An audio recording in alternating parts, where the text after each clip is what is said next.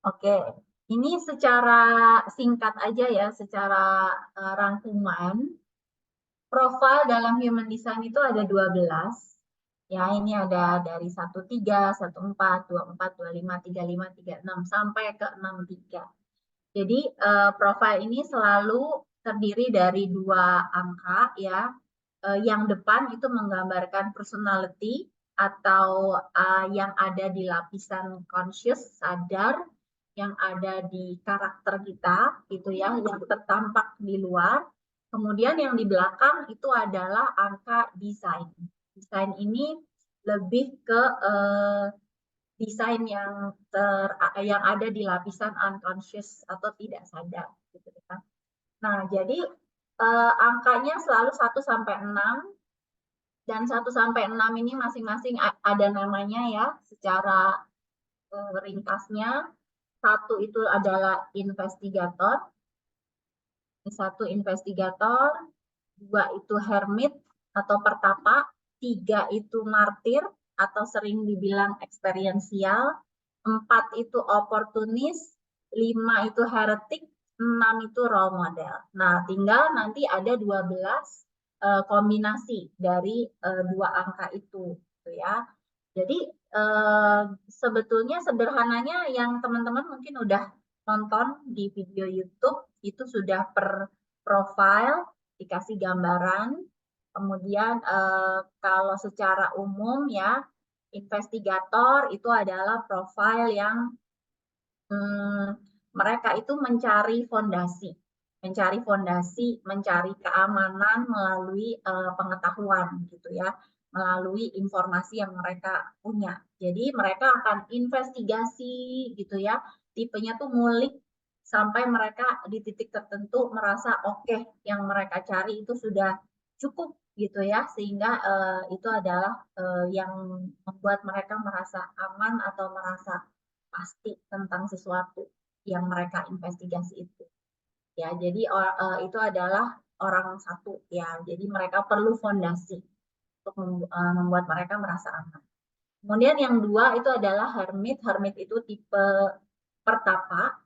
Hermit ini secara general dia adalah type yang natural ya. Jadi mereka itu senang mengerjakan hal yang mereka sukai dengan cara mereka gitu ya, nggak usah diutak-atik, nggak usah dikasih tahu kalau mereka nggak nanya, karena mereka punya caranya sendiri gitu. Dan karena natural ya mereka melakukannya dengan mengalir. Nah, seringkali orang-orang dengan profil 2 itu tidak menyadari apa yang mereka punya, saking naturalnya gitu ya, saking apa yang mereka bisa itu menurut mereka tuh begitu doang gitu. Jadi seringkali orang-orang profil 2 tuh tidak sadar bahwa apa yang mereka bisa itu adalah sesuatu yang berharga gitu ya. Nah, terus karena hermit pertapa ya mereka senangnya masuk ke dalam memproses secara internal. Jadi mereka butuh ruang untuk menyendiri biasanya. Kemudian profil 3 martir itu eksperiensial, kita sering dengarnya itu keywordnya adalah trial and error. Jadi 3 ini adalah profil transisi. Jadi mereka tuh senangnya explore, cari sesuatu yang baru gitu ya. Senang pengalaman baru, tempat baru, orang baru, dan mereka memang dilahirkan untuk mengeksplor. Ya, jadi untuk orang-orang profil 3, trial and error itu bukan sesuatu yang berat ya, karena buat mereka itu justru adalah cara mereka belajar. Jadi untuk para profil 3, yang penting mengikuti strategi dan inner authority untuk memasuki trial and error atau eksperimen yang selaras, sehingga kalau sudah selaras maka apapun hasilnya, bahkan error sekalipun, itu bukan suatu kegagalan atau kemunduran, tapi itu adalah pembelajaran, pengalaman yang berharga. Jadi dengan error aja mereka tambah pinter gitu ya. Jadi orang profil 3 itu biasanya kalau aslinya itu fine-fine aja dengan kepentok sana, kepentok sini ya. Yang penting tadi, apa yang mereka eksperimen itu memang sesuatu yang selaras dengan diri mereka. Untuk orang-orang profil 3 biasanya sarannya adalah untuk tidak membandingkan hidupnya dengan hidup profil lain yang kelihatannya lebih stabil, lebih anteng gitu ya. Karena memang profil 3 itu lahir dengan keistimewaan explore-nya mereka itu gitu ya. Jadi hidup mereka itu penuh kesempatan, penuh pengalaman. Kemudian yang empat itu adalah oportunis. Ya, oportunis ini sebetulnya keyword paling gampang untuk profil 4 itu adalah friendly. Ya, jadi orang-orang dengan profil 4 itu punya karakter mudah didekati, mudah akrab, mudah deket gitu ya, sehingga mereka bisa punya network yang banyak, teman-temannya banyak. Tapi menariknya biarpun lingkaran pertemanannya besar, pada akhirnya mereka akan ditarik ke lingkaran kecil. Jadi nanti apapun yang mereka punya ya, baik secara gate, nanti energi, karya-karya mereka, itu dampaknya lebih untuk orang-orang yang mereka udah kenal deket. Gitu. Jadi bisa dibilang karya mereka tuh tidak untuk semua orang, tapi hanya untuk ring tertentu yang memang selaras. Jadi dari pertemanan yang luas, nanti mereka akan memilih gitu ya. Dan kalau profil 4 ini beroperasi secara selaras, sebetulnya network yang besar itu tidak perlu dicari atau diusahakan, tapi tersedia dengan sendirinya. Karena memang warna mereka itu menarik pertemanan, menarik network itu dengan alami gitu ya. Nah, jadi nanti dari yang sekian banyak, ikutin saja strategi inner authority-nya, akan ketemu orang-orang ring 1 inner circle yang cocok.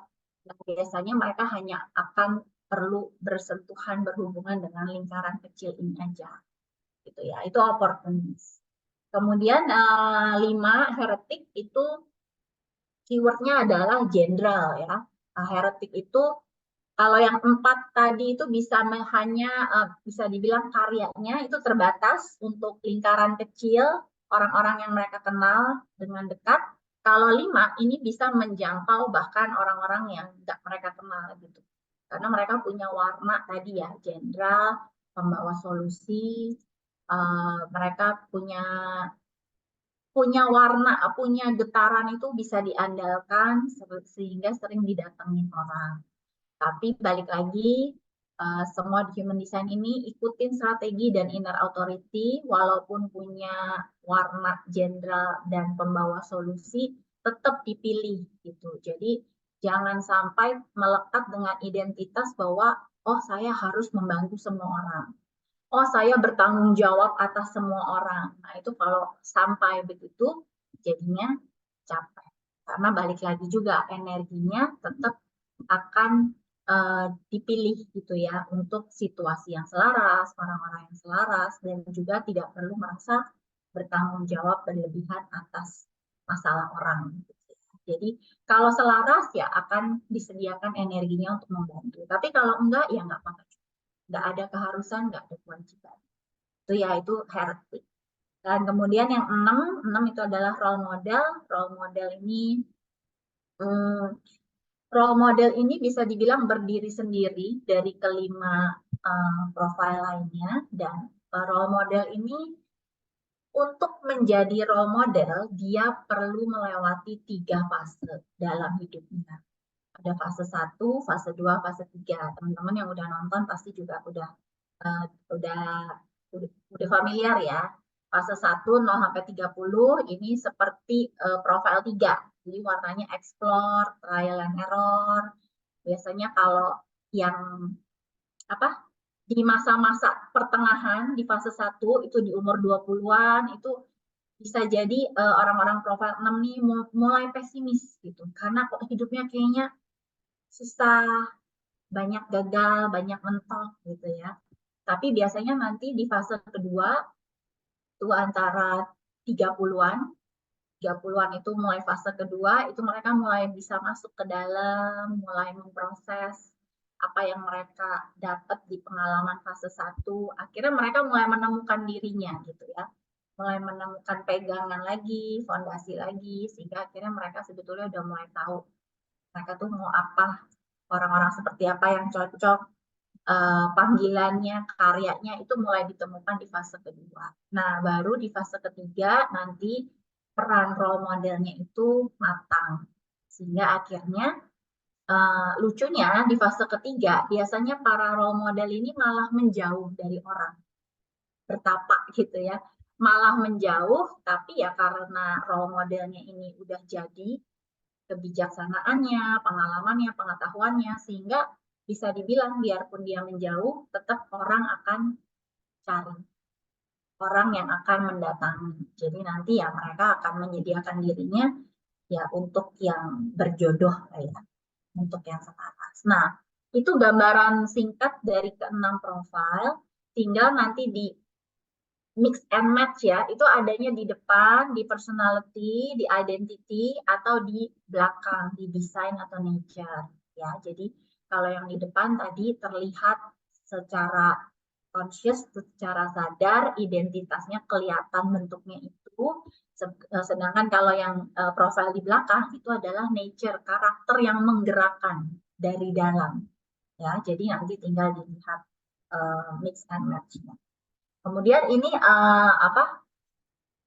sekedar tambahan info bahwa ternyata profil ini itu berkaitan dengan yang namanya incarnation cross. Nah, jadi kalau orang-orang yang profilnya ini 13, 14, 24, 25, 35, 36, 46 itu pasti incarnation cross-nya adalah right angle. Right angle ini disebut tema hidupnya adalah personal. Ya, personal destiny, jadi artinya mereka punya jalan yang perlu mereka tempuh sendiri, mereka hanya perlu fokus kepada dirinya, baru nanti setelah dirinya selesai, baru dampak dan efek keluarnya baru terjadi. Ya. Kemudian orang yang 41 itu pasti incarnation cross-nya juxtaposition.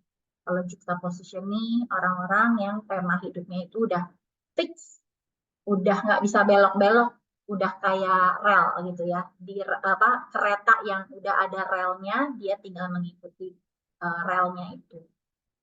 Nah, kemudian kalau yang ini 4 ini 51, 52, 62, 63 itu incarnation cross-nya left angle. Left angle ini yang disebut transpersonal, artinya jalan hidup mereka, tema hidup mereka itu membutuhkan dan dibutuhkan oleh orang-orang lain. Jadi ada interaksi di dalam perjalanan tema hidup mereka. Jadi tema hidup mereka tuh bisa ketemu ini belok, ketemu lagi lurus gitu ya. Jadi bisa bisa dibilang bisa berubah sesuai dengan interaksi dengan orang, baik itu dibutuhkan ataupun membutuhkan. Nah, itu kira-kira hubungannya antara type, profile, dan juga incarnation cross. Mungkin sampai di sini, silakan kalau ada pertanyaan berkaitan dengan profile.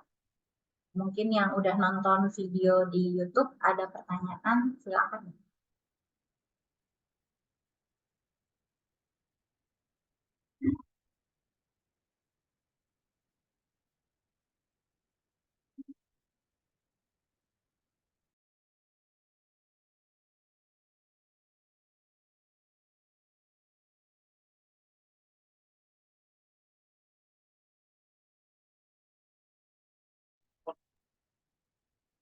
Silakan. Atau tidak ada pertanyaan? Kalau tidak ada pertanyaan ya. Halo Cirusi, aku baru muncul. Halo, Les. Iya, iya. Oke, teman-teman setelah mendengar penjelasan dari Cirusi, itu apakah ada pertanyaan? Kalau ada pertanyaan, boleh ditulis di chat, atau kalau pertanyaannya panjang, boleh raise hand aja, nanti kita open mic, ya. Nah, ini ada pertanyaan nih, Ci, dari Bu Catherine. Selain profile, selain di Sun dan Earth, berpengaruh ke kehidupan juga kah, Bu? Ya, thank you ya pertanyaannya. Nah, jawabannya iya, bisa berpengaruh juga, tapi memang gini, Ini saya tampilkan satu peta ya, mudah-mudahan nggak bingung. Tapi intinya ini adalah dari human design itu ada perjalanan yang lebih spesifik ya, yang lebih mengarah tertarget gitu ya. Jadi kalau di human design itemnya kan banyak, kalau di perjalanan ini namanya the golden path, atau kalau di lompatan hidup kita menyebutnya individuation and healing journey.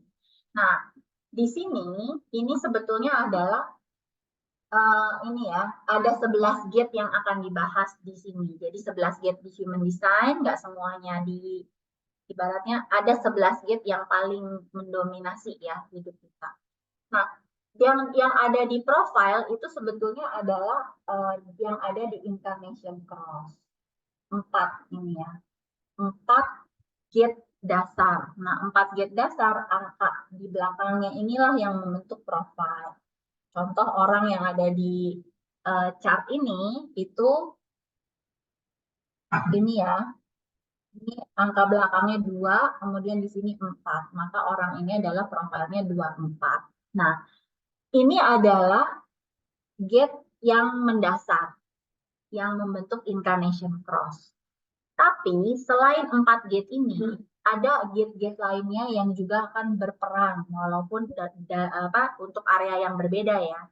Nah, di setiap gate-gate yang berperan ini juga ada nih angka di belakangnya, line-line di belakang. Nah, ini juga akan berperan dan memberi pengaruh.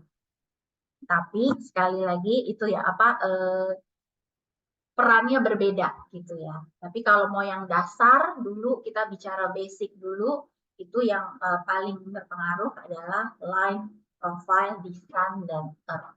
Baru nanti yang setelah sun earth ini sebagai fondasinya sudah matang, sudah kokoh, baru kita bergerak ke gate-gate lainnya, ke planet-planet lainnya, dan di situ line di belakang gate-nya itu juga akan berpengaruh. Itu ya, Bu Catherine. Yes, thank you Ci penjelasannya. Nah, ini ada pertanyaan Ci dari Pak Alex. Pak Alex nih kayaknya baru pertama kali ikut ya webinar. Dia tanya profil saya masuk mana ya? Nah, Pak Alex, ini nanti kalau mau tahu profilnya itu apa, Pak Alex bisa cek chart human design, saya ketik aja di sini ya. Ya. America.com. Nah, silakan masukkan data dirinya, masukkan nama, jenis kelamin, tanggal lahir, jam lahir, tempat lahir di situ. Nah, nanti akan keluar chart seperti yang digambar ini nih, yang Cirusi tunjukin ini, ya.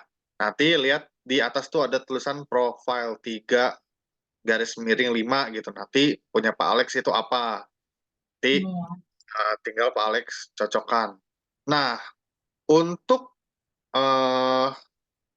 orang yang pertama kali lihat chart pasti nggak ngerti cara bacanya. Nah, karena itu kita sudah buatkan beberapa video di YouTube ya, itu dari penjelasan tentang type, tentang profile ya, dijelaskan oleh Cirusi. Nah, tapi di YouTube pun itu masih secara garis besar. Jadi kalau Bapak Ibu mau dicek human design, dianalisa human design-nya dengan lengkap, Bapak Ibu bisa ambil sesi private consultation sama Cirusi langsung gitu ya. Jadi ini sesinya one on one via Zoom meeting. Jadi nanti Cirusi akan jelaskan human design Bapak Ibu seperti apa dan pengaruhnya ke kehidupan Bapak Ibu bagaimana, strategi untuk menjalani kehidupannya seperti apa. Itu ya nanti akan dijelaskan misalkan Bapak Ibu juga punya pola-pola hidup yang berulang. Nah, itu juga bisa dicek tuh dari human design-nya ya, Cirusi ya. Terus punya luka-luka batin ya, itu juga bisa dicek dari human design-nya. Itu Bapak Ibu bisa dapatkan di private consultation sama Cirusi. Ya, gimana cara private consultation-nya? Nanti Bapak Ibu hubungin aja Pak Tony ya. Pak Tony yang di grup New Normal Learning ya. Gitu. Jadi atau bisa hubungin saya juga bisa nanti. Kayaknya rata-rata di sini udah punya nomor WA saya nih. kalau nggak ada, hubungin Pak Tony aja. Ini ada yang baru-baru sih.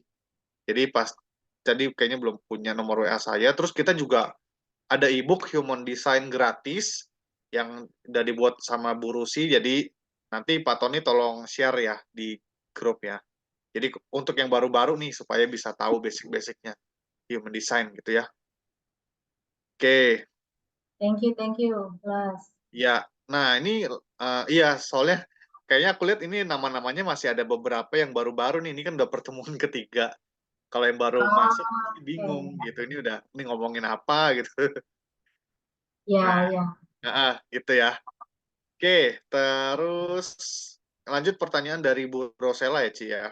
ya, Misal 5 profil 52 ya, yang dominan yang mana? 5 atau 2 atau seimbang? Gimana taunya, Ci? ya.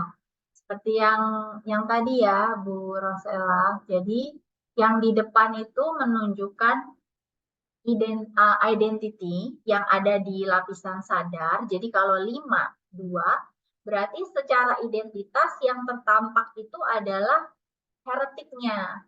Yang kelihatan dari luar ya, yang kelihatan dari luar itu yang tertampak yang tadi profil apa jenderal, pemimpin ya, memberi solusi yang bisa diandalkan. Tapi sebetulnya secara nature karakternya itu yang menggerakkan adalah si karakter pertapanya, hermitnya. Tuh. Jadi mungkin yang terlihat adalah yang tadi yang dominan terlihat di tampak luar adalah limanya yang tadi ya sebagai pemberi solusi. Makanya mungkin Bu Rosella sering di apa ya? Sering didatangin orang gitu ya untuk dimintai nasihat atau dimintai masukan untuk masalah mereka gitu ya. Tapi sebetulnya secara duanya itu adalah yang tadi hermit itu. Nah, untuk kalau 52 biasanya secara karakternya yang di dalam itu bekerjanya yang tadi lebih ke internal. Jadi kalau dilihat sekilas itu kayak bertolak belakang ya. Limanya itu untuk tampil, tapi duanya tuh pengen masuk ke dalam. Nah, sebetulnya itu nggak ada yang perlu dipilih atau dibenturkan ya. Tinggal ikutin aja yang tadi. Pada saat limanya yang keluar, limanya yang ditangkap orang, berarti itu adalah saatnya Bu Rosella tampil sebagai yang tadi, sebagai pembawa solusi, sebagai jenderal, gitu ya. Tapi tetap ikutin strategi dan inner authority-nya untuk milih mana yang selaras untuk dilayani. Kemudian tetap duanya itu si hermitnya, pertapanya itu tetap perlu ruang sendiri supaya si limanya ini bisa bertumbuh dengan seimbang gitu ya. Jadi kalau yang di dalamnya uh, tidak terpenuhi, Pak, maka yang di luarnya jadi tidak optimal. Nah, yang di dalamnya adalah dua gitu ya. Jadi artinya sebagai hermit, Urusela mungkin punya kebutuhan untuk menyendiri, ada saat-saatnya pengen masuk ke dalam gitu ya. Dan nanti pada saat dibutuhkan oleh orang-orang yang mengenali profil 5, maka Bu Rosella akan bisa keluar dengan lebih optimal. Dan mungkin untuk lebih lengkapnya bisa nonton yang video YouTube yang 52 ya. Iya, oke. Atau kalau misalkan mau dihubungkan sama kehidupan sehari-harinya Bu Rosela nih biasanya kan ada pengalaman khusus ya setiap orang ya, Ci ya. Nah, itu bisa nanti ambil sesi private consultation sama Cirusi nih. Nanti Ya, biar dijelaskan gitu ya. betul. Tahu, nah, Nanti biasanya kalau yang di private, profile ini hanya salah satu dari item yang kita bisa diskusikan. Gitu ya. iya, oke. Begitu ya Bu Rosela ya. Nanti penjelasan tentang private consultation kita akan jawab. Kebetulan ada Bu Ana yang nanya nih. Tapi sebelum itu kita jawab pertanyaan Bu Endang dulu ya, Ci ya. Ya. Bu Endang Lindawati. Cara melihat gate-gate dari mana, Ci? Apakah dari planet-planet yang di samping chart Ya, jadi gate itu adalah angka-angka yang ada di sini, Bu Endang. Ya. Angka-angka yang ada di sini. Ini kalau di personality dan design, tapi kalau di chart ini kan ada angka-angka ya. Nah, biasanya angka yang tercetak di sini itu adalah angka-angka yang kemudian di chartnya itu aktif atau berwarna ungu. Ya, yang warnanya ungu-ungu ini. Nah, itu adalah gate-gate yang tercetak di rancangan diri kita. Ini gate-nya, ini posisi gate-nya secara di center atau cakra. Kemudian ini adalah letak-letak gate tersebut di susunan rancangan kita tuh di planet apa. Nah, planet ini sendiri juga ada penjelasannya. Gitu. Jadi bisa jadi misalnya Bu Endang dan saya sama-sama punya gate 5 misalnya. Tapi di Bu Endang 5-nya itu ada di planet Sun. Tapi kalau saya misalnya adanya di planet Jupiter. Nah, itu berarti energi 5 itu bisa bekerja dengan cara yang berbeda untuk Bu Endang dan saya. Nah, itu adalah planet-planet ini. Ya, jadi cara melihat gate adalah angka-angka betul yang ada di samping planet. Iya, gitu ya Bu Endang ya. Semoga menjawab. Nah, ini ada pertanyaan dari Bu Ana nih, Ci. Iya, saya juga baru. Zoom private itu berbayarkah? Bila iya, berapa biayanya ya, Pak? Ya, Aku jelasin dulu ya, Bu Ana ya, dan teman-teman yang lain ya. ya. Sekalian, jadi Cirusi ada sesi konsultasi, itu private, one on one ya, satu orang gitu ya, jadi nggak digabung dengan yang lain, itu via Zoom. Nah, nanti di Zoom meeting itu akan dibacakan human design uh, Bapak Ibu semua nih secara pribadi gitu ya, dan juga nanti akan dihubungkan dengan kehidupan sehari-hari yang sudah Bapak Ibu alami, pengalaman, pola-pola hidup berulang, terus tujuan sama strategi yang ingin Bapak Ibu strategi terbaik untuk menjalani hidup sesuai dengan human design Bapak Ibu. Nah, biayanya itu 500.000 1 jam. Nah, jadi kalau ada yang berminat, ini Pak Tony udah kasih linknya nih, jadi nanti tinggal klik aja langsung. Itu ya. Nah, kalau di sesi konsultasi mungkin Cirusi bisa jelasin biasanya ngomongin apa aja, Ci? Ya, oke. Jadi kalau untuk di sesi konsultasi, sebetulnya ini disclaimer juga ya. Sebetulnya saya pribadi ini hanya menggunakan human design ini untuk mengalirkan energi saya. Energi saya itu adalah energi untuk curhat dan ngobrol ya tentang kehidupan. Nah, tapi biasanya memang tools human design ini sangat membantu untuk saya untuk menjawab pertanyaan-pertanyaan yang masuk. Karena dengan human design ini, saya jadi bisa menjawab pertanyaan atau mendiskusikan masalah itu personal berdasarkan orang yang bertanya. Gitu. Ya, jadi kalau nggak pakai human design, saya kan akan menjawab berdasarkan pengalaman saya gitu ya. Tapi kalau saya tahu chart human design-nya orang yang sedang ngobrol dengan saya, maka masalah yang dia bawa, masalah yang dia tanyakan itu solusinya ada di chart, di rancangan dirinya dia sendiri gitu. Jadi saya hanya menyampaikan apa yang ada di chartnya. Nah, jadi ngobrol di private consultation itu sebetulnya biasanya orang datang untuk menanyakan pertanyaan seputar kehidupannya dan kemudian itu akan dijawab sambil membahas chart ini. Chart human design karena semua jawaban dari pertanyaan kita sebetulnya ada di dalam diri kita sendiri. Tinggal kitanya sudah mengenali atau belum petunjuk-petunjuknya. Terus kenapa kok ada pola berulang misalnya itu sebetulnya jawabannya udah ada semua. Nah, chart di human design ini sebetulnya memberikan banyak sekali petunjuk tentang diri kita, jawaban-jawaban dan solusi dari masalah yang kita cari. Gitu ya.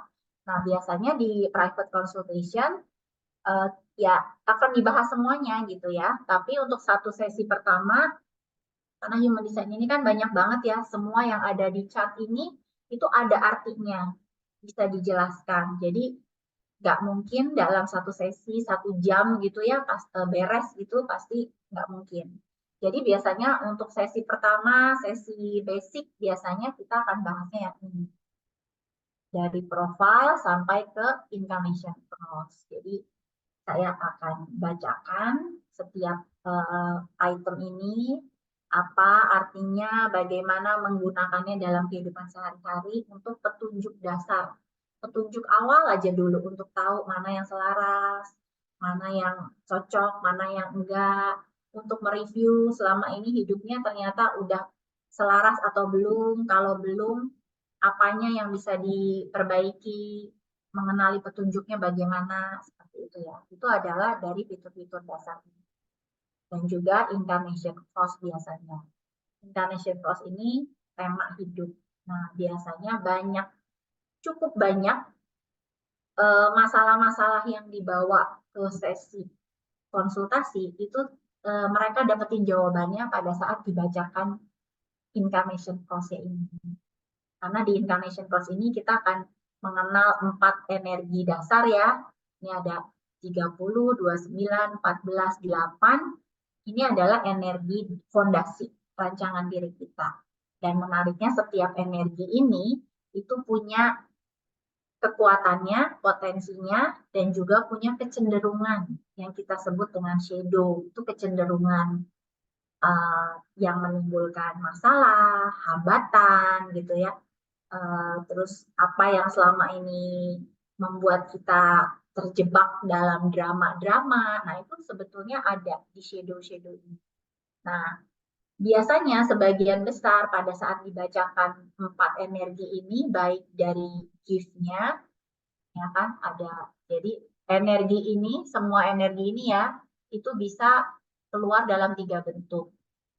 Shadow, gift, dan CD. Nah, biasanya pada saat dijelaskan shadow-nya, itu sebagian besar menemukan, oh ini ya Ci, kenapa saya tuh begini, begini, begini. Oh ternyata ini yang menghambat saya. Jadi memang permasalahan maupun solusi dalam hidup kita itu sangat berkaitan dengan energi-energi di rancangan diri kita. Kira-kira begitu untuk perangkat konstitusi. Ya, gitu ya Bapak Ibu ya. Jadi kalau ada yang mau nanti bisa klik link aja yang di-share di Pak Tony ya di New Normal Group ya. Ya. Oke, atau kalau mau tanya-tanya juga mungkin Pak Tony boleh share nomor HP-nya ya. Jadi kalau misalkan mau tanya-tanya WA ya. Oke. Terus untuk jadwalnya Bu Ana, jadwalnya itu Cirusi ada jadwal Senin sampai Sabtu. Nih ada sesi pagi, siang, sama malam. Nanti ditentukan aja mana yang kebetulan Cirusi lagi kosong dan Bu Ananya juga lagi bisa. Nanti saya biasanya yang bantu tentuin ya, tentuin organize ya, kapan jadwal konsultasinya. Yang cocok untuk Cirusi dan juga Bu Ana gitu ya. Terus Bu Ana nanya nih, Ci. Oh ya, human design ini seperti baca garis tangan kah katanya? Hmm, garis tangan. Saya ini Bu Ana, saya belum familiar ya dengan baca garis tangan. Jadi saya juga kurang paham kalau baca garis tangan itu bisa dibaca seperti apa atau aspek apa yang bisa terbaca, itu juga nggak paham. Jadi saya juga eh, kurang kurang bisa menganalogikan ya apakah human design ini seperti baca garis tangan atau enggak. Tapi Iya, mungkin kesamaannya adalah human design ini membacakan cetakan diri gitu ya. Cetakan diri yang ada pada saat kita lahir itu sebetulnya bercerita banyak tentang diri dan perjalanan hidup. Mungkin iya. mungkin ya, mungkin bisa jadi. Cuma mungkin human design ini lebih terstruktur aja ya karena ada item-itemnya, ada energi-energinya, penjelasannya juga lebih lebih detail dan spesifik. Iya, mungkin banyak juga yang tanya apakah human design ini seperti ramalan-ramalan gitu, Ci? Nah, sebetulnya kalau ramalan enggak ya. Tapi menariknya gini, di semesta ini kan berlaku ya hukum sebab akibat, hukum tabur tuai, itu adalah hukum yang udah jelas lah. Kalau kita menanam biji mangga, maka nanti hasilnya ya buah mangga. Itu kan udah satu hukum yang berlaku. Nah, sebetulnya di human design ini kita dikasih tahu peta atau fitur rancangan yang ada di dalam diri kita itu sebetulnya punya kecenderungan-kecenderungan apa, bagaimana mengelolanya gitu. Jadi sebetulnya dengan human design ini di satu sisi kita bisa membaca potensi masalah kalau kita terus berada di frekuensi yang rendah, oh berarti yang akan keluar masalahnya adalah bentukan-bentukan shadow dari energi-energi yang ada di dalam rancangan diri kita. Tapi menariknya di human design ini tidak dipatok, tidak disugesti bahwa jalan hidup itu seperti ini. Justru dengan human design kita diberi pengetahuan tentang diri ya, self knowledge, sehingga kita jadi tahu oh potensi kalau saya beroperasi di frekuensi rendah masalah yang mungkin muncul ini, tapi kita juga diberi pilihan, diberi daya, diberi kesadaran bahwa kita selalu punya pilihan untuk bisa beroperasi di frekuensi yang satunya gitu, yaitu frekuensi yang tinggi, yang lebih tinggi, yang selaras. Nah, kalau saya beroperasi di frekuensi yang lebih tinggi, kira-kira kekuatan apa sih yang bisa muncul dari diri saya, yang bisa saya pakai untuk hidup saya? Nah, itu juga kita bisa tahu. Gitu. Jadi human design ini memberikan peta gitu ya, alternatif. Ini loh, ada bentukan energi ini, ada bentukan shadow-nya seperti ini, ada gift-nya seperti ini, tinggal kita yang berkaca gitu. Saya ada di frekuensi yang mana ya? Saya lebih saat ini lebih dominan di mana ya? Shadow atau gift? Kalaupun di shadow, paling enggak kita jadi tahu gitu. Oh oke, shadow ini sebetulnya cara mengelolanya begini. Cara mentransformasikannya seperti ini. Jadi kita diberi pengetahuan dan juga pilihan dengan human design ini. Jadi kita tahu cara mengoperasikan diri kita. Ini kayak buku manual lah ya. Kalau kita beli barang elektronik kan ada buku manualnya, perawatan dan lain-lain ya, fungsi-fungsinya. Nah, waktu kita lahir kita nggak ada nih buku manual untuk setiap dari kita. Karena kita apa ya lahir itu dengan rancangan yang berbeda-beda, potensi yang berbeda gitu ya. Nah, human design ini salah satu tools yang bisa berfungsi seperti buku manual. Kira-kira. Yes, yes. Oke, oke, Ci. Terima kasih, Ci. Ya, sama-sama. Oke, terus Pak Ardianto nanya, Ya. angka-angka gate artinya apa? Nah, ini bisa dijelaskan, tapi akan sangat panjang nih, Ci. Ya, tapi saya jelaskan secara umum aja ya, Pak Ya, Ardianto. Ya, jadi angka-angka gate ini di sini ya, di chart ini itu diambil dari kitab namanya I Ching. Ya, di dalam I Ching ini ada 64 bentukan energi. Nah, dari setiap angka itu 1 sampai 64 itu ada penjelasannya masing-masing. Satu itu contohnya tentang energi kreativitas, tentang penciptaan gitu ya. Terus kemudian di setiap energi ada bentukannya. Oh, satu ini kreativitas itu bisa juga kalau beroperasi di frekuensi rendah misalnya. Oh, itu keluarnya bisa malah jadi malah stres gitu ya, bisa malah jadi depresi kalau belum bisa mengelola aliran kreativitasnya misalnya. Tapi di sisi gift-nya, kreativitas ini kekuatan penciptaan yang sangat menyegarkan gitu ya buat dunia. Nah, Jadi di setiap energi itu 1 sampai 64 itu ada penjelasannya energinya, jadi terdiri dari 64 energi yang berbeda yang kita bisa lihat sih dalam kehidupan sehari-hari 64 energi itu bermain gitu ya. Dan dari 64 energi itu menariknya kita bisa melihat pecahannya lagi ya tadi ya. Ada shadow dan ada G. Jadi ada penjelasan yang bisa sangat detail dari angka-angka gate itu. Ya, jadi intinya angka gate itu adalah bentukan energi sederhana.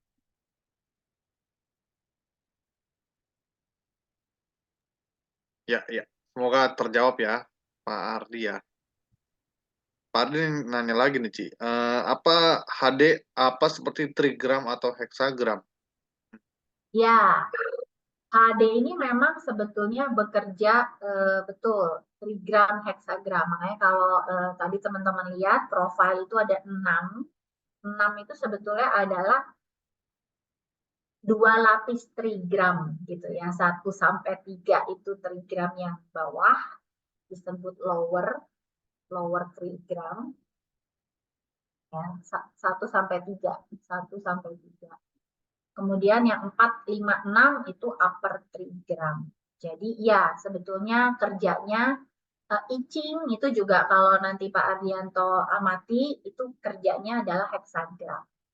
Ya, jadi dari model hitungan matematisnya persis seperti hitungan DNA juga.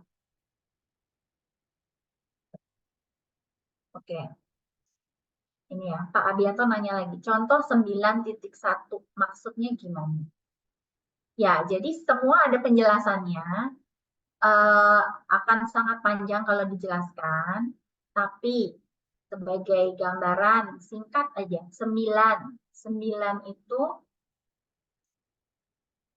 ini ya, 9. Ya, ini energi 9. 9 ini adalah energi yang disebut energi fokus. Jadi 9 ini berkaitan dengan kekuatan untuk mengarahkan fokus, mengarahkan determinasi pada sesuatu yang selaras dengan tujuan kita. Itu energi 9. Nah, 9 ini bisa beroperasi di gift tadi ya. Kalau di gift, dia keluarnya adalah determination. Sedangkan kalau di shadow itu keluarnya inersia. Jadi artinya kalau misalnya Pak Ardianto punya energi 9, maka sebetulnya Pak Ardianto perlu mengikuti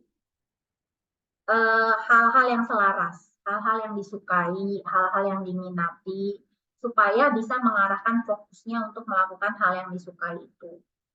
Ya, kalau melakukan hal yang selaras, yang disukai, sesuai dari hati, maka determinasinya, fokusnya itu akan bisa mengarah ke situ dengan selaras.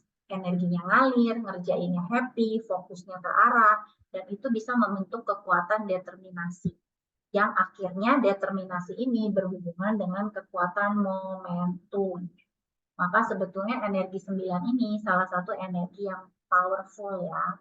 Karena kalau sudah mengarah pada sesuatu yang selaras, energinya diarahkan ke situ, maka bisa dibilang momentumnya akan terbentuk. Jadi pasti apa yang dituju, apa yang diinginkan itu akan tercapai, jadi gitu ya. Itu kekuatan determinasi.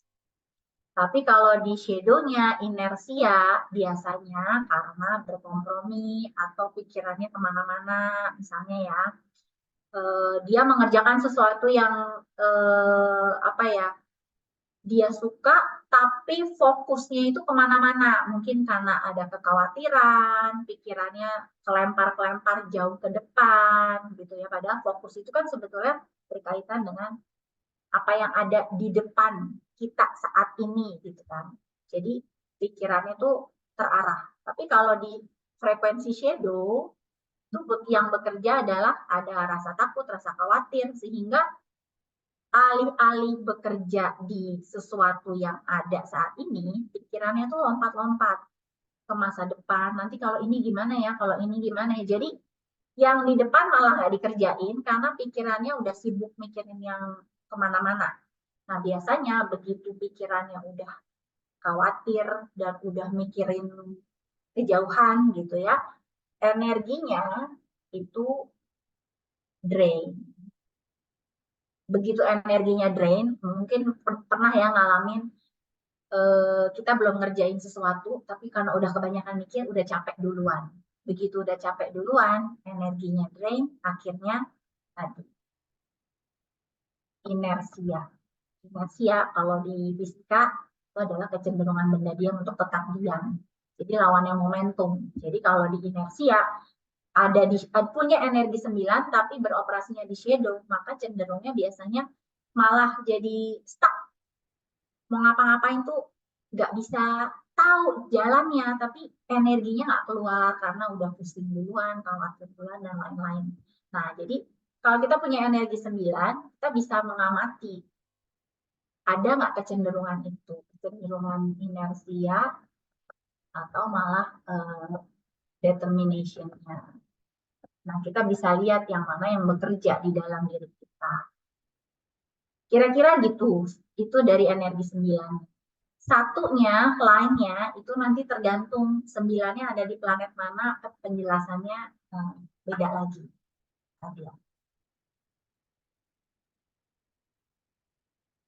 Dan jadi intinya setiap gate 1-64 tadi ada penjelasannya ya.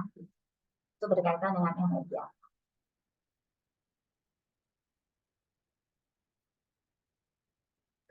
Ya, oke, Cirusi. Thank you penjelasannya. Dan udah 1 jam, mungkin ada lagi teman-teman yang mau tanya.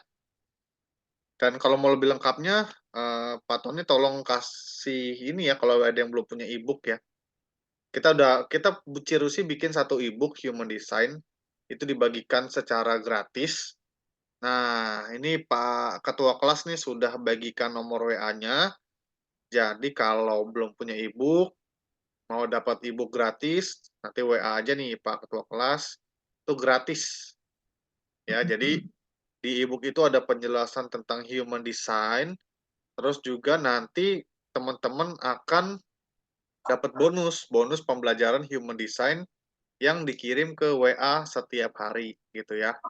Jadi itu pembelajarannya silakan dinikmati ya. Nanti setelah itu sudah mulai paham dan ingin tahu lebih lanjut, teman-teman bisa ambil sesi konsultasi sama Cirusi ya. Karena sesi konsultasi akan tetap dibutuhkan karena teman-teman juga perlu menghubungkan human design teman-teman dengan apa yang sudah teman-teman alami dan apa yang strategi apa yang perlu teman-teman lakukan sesuai dengan human design teman-teman di kehidupan ini ya. Oke, itu aja. Cirusi ada tambahan mungkin? Udah 1 jam. Ya, tambahan sedikit aja sekaligus penutup. Jadi intinya buat teman-teman yang lagi mau explore human design-nya, human design ini seperti kita main puzzle gitu ya. Jadi ada kepingan-kepingan yang kita dapatkan dari berbagai fitur ya. Seperti kemarin dari type, kita mungkin mendapatkan kepingan, petunjuk tentang diri kita. Oh, saya mesin seperti ini, beroperasi seperti ini, strateginya ini, inner authority-nya ini, gitu ya. Itu kepingan-kepingan yang bisa kita kumpulkan. Hari ini, profil, kalau teman-teman juga baca atau nonton ya, profilnya teman-teman, itu juga mungkin ada kepingan puzzle lagi yang menambah. Oh oke, saya type-nya ini plus profilnya ini. Itu jadi makin banyak gitu. Makin banyak potongan puzzle-nya yang akhirnya begitu nanti dikumpulkan, apalagi nanti incarnation cross, kemudian gate-gate ini nanti teman-teman juga bisa explore. Itu intinya kita akan dapat gambaran diri kita yang sangat spesifik juga lengkap. Jadi untuk teman-teman yang lagi explore human design, enjoy aja ngumpulin kepingannya, sambil dieksplor dan dibawa ke kesadaran setiap hari. Karena human design ini paling besar manfaatnya kalau kita pakai langsung untuk meningkatkan kesadaran, mengamati diri, itu akan ada banyak sekali yang bisa kita dapatkan dan bisa kita match gitu ya dengan apa yang kita dapat di human design. Terus, ya, itu aja. Ya, oh iya, Ci, terakhir. Ci, ini iPad bisa buka website lompatanhidup.com, Ci. Oke, sudah. Lompatanhidup.com. Lompatan hidup. Ini ya. Ya, jadi teman-teman kita punya website ya namanya lompatanhidup.com nih. Jadi teman-teman bisa akses di sini, terus semuanya ada di sini. Nah, aku mau kasih lihat itu Ci, atas Ci, atas. Ya, tulisan Cirusi. Tulisan Cirusi di menu yang tulisan Cirusi. Nah, tulisan Rusi, Ci. Nah, ini ya. bawah yang jadi diri sendiri butuh nyali. Jadi teman-teman ini Cirusi sudah banyak sekali ya tulis artikel ya, tulisan tentang perjalanan jiwa, human design, tentang kehidupan ya.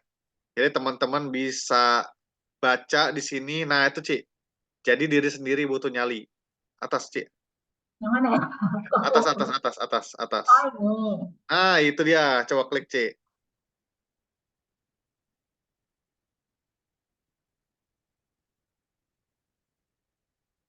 Ini ya. Klik baca.